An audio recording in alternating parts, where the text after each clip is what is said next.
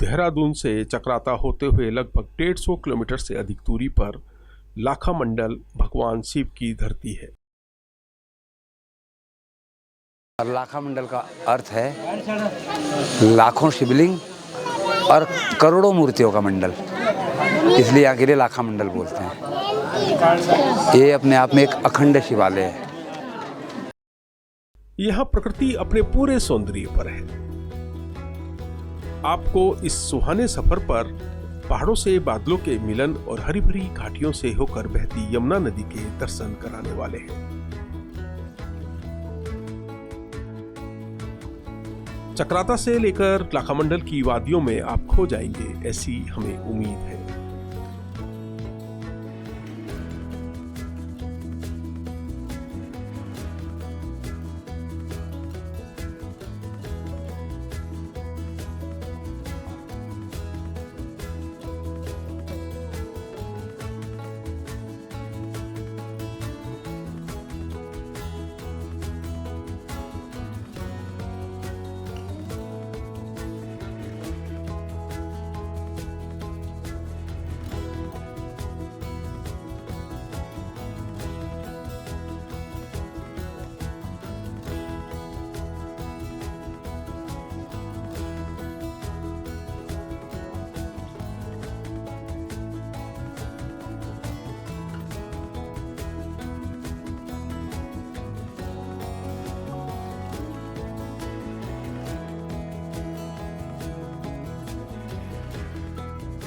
लाखा मंडल में भगवान शिव के मंदिर में धार्मिक वातावरण के साथ आपको दिखाएंगे इतिहास और उससे जुड़े साक्ष्य।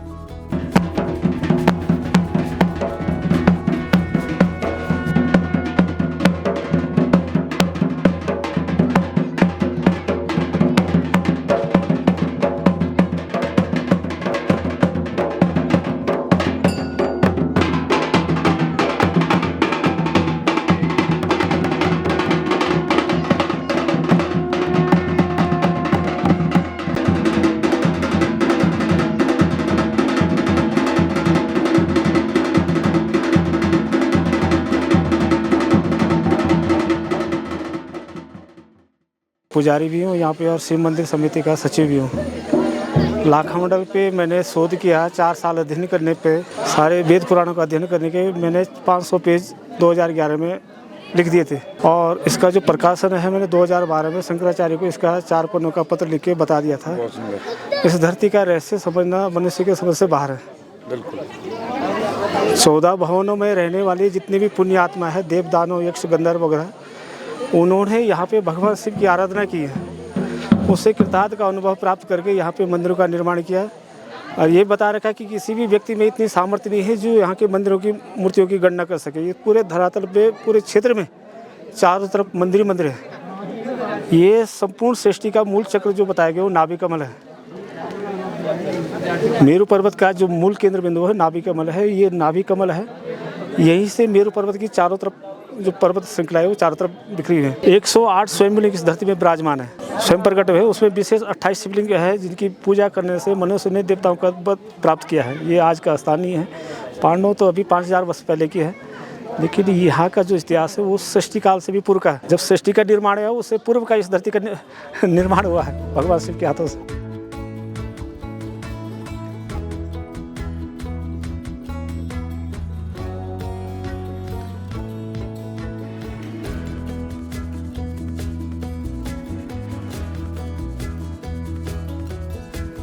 मंदिर के बारे में बात करें तो ये मतलब पांडवों का जो स्थान है, जहाँ पांडवों का मतलब जो रहने का, और यहाँ से बहुत सारी चीज़ें जुड़ी हुई है पांडवों से। और सबसे पहली बात है मंदिर को लेकर, तो मंदिर की जो विशेषता है, सबसे बड़ी विशेषता है कि जो मंदिर है उसकी जो खोज एक गाय ने की है, और जो कि यहाँ के पंडित जी भी बताते हैं कि मतलब जो गाय है उनके जो पैरों के जो निशान है, मंदिर के जो पत्थर है उस पर हर जगह मिलेंगे आपको। ढूंढना कभी देखना, हाँ कोई भी अगर आता है तो आप देखना गौर से मंदिर को कि पत्थर में जो है गाय के पैरों का निशान है कि नहीं है। और दूसरी बड़ी विशेषता है कि मतलब हमारे इस जौनसार बावर में इस 24 गांव में जो मैं नहीं 24 गांव का यहाँ पर लाखा मंडल, तो बहुत सारी जानकारी जुड़ी है इस लाखा मंडल से। और लाखा मंडल जो एक ऐसा मतलब ऐसी जगह है जहाँ लोगों को जो है मन इतना सुकून हो जाता है कि यहाँ बहुत सारी जो है शिवलिंगें मिलेगी।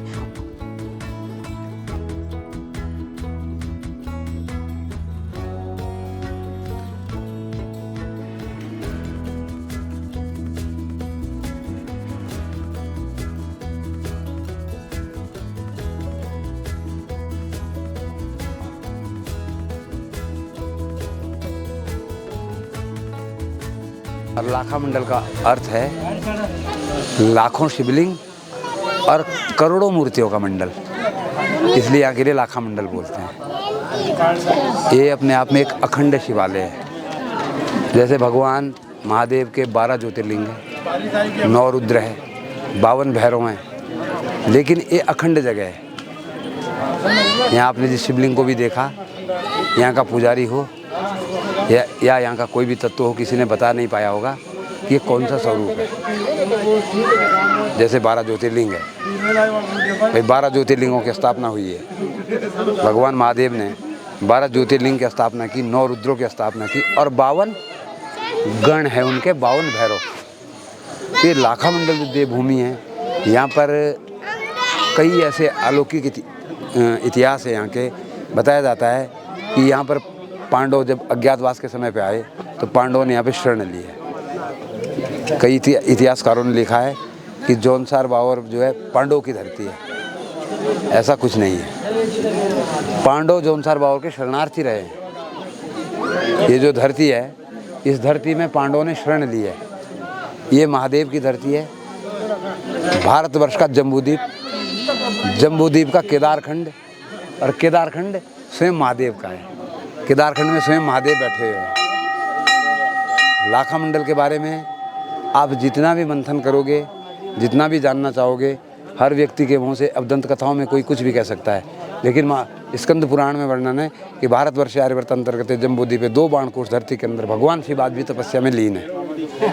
इसको कोई नहीं झुठला सकता है। शिव सदा शिव है। हम क्या बोलते हैं इसको? शंभु। शंभु बोलते हैं ना। शंभु का अर्थ होता है कि स्वयं भूमंडल है। भूमंडल 9 लोक हैं, 9 ग्रह हैं ना, 9 धरती के पार्ट है, 9 भाग धरती के हैं। तो स्वयं भगवान 9 खंडों में बसा हुआ है और ये निरंकार है। इसका कोई आकार नहीं है। ये कहीं से कहीं तक इसका कोई पता नहीं है। अब ये बताइए, आपकी किस भाषा का गाना सुनना चाहेंगे? हम यहाँ का सुनाते हैं आपको। तू आया दे वाले ढोले के शोभ रे, तू आया दे वाले ढोले के शोभ रे, आंदूते देव की मुखड़ी बांधेणु, जांदूते देव की पिठूड़ी बांधेणु, बाजेगी को बेटाले डाइबो जाऊं बोदाई,